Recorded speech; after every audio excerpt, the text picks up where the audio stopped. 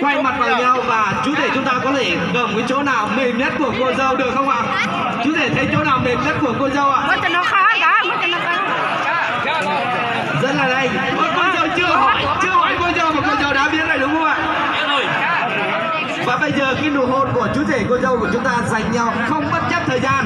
Và khi nào toàn thể quý vị chúng ta hết vỗ tay thì cô dâu chú rể chúng ta mới được dừng lại. Có được không ạ? Chúng ta hãy dành một tràng vỗ tay thật là dài và rộng rãi đi ạ. Một, hai, ba, xin mời. Vỗ tay đi ạ. Trong xe hàng nhỏ trình kỳ lúc xe kia cho nên ta cho nên cho tính quan trọng số nào nè thì trung nè lót tính ta quan trọng số nào tên tu thành công tu thành luôn trong cao trong đầu xe này xe rồng giảm nông nào rồng xe chắp lại hai điểm là xin nè là đây là tính tơ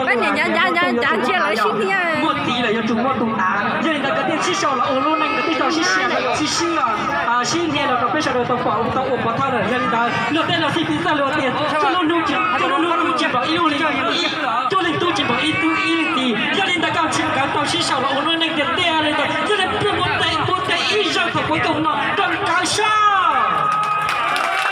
Vâng ạ, rất là cảm ơn MC. Và quý vị ơi, chúng ta quay lại cái thời gian đấy khoảng 0,5 giây thì chúng ta đã thấy chú rể và cô dâu chúng ta hôn nhau như vậy, được chưa ạ? Được chưa ạ?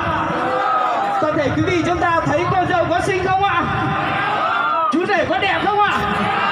Chúng ta có muốn làm lại một lần nữa không ạ?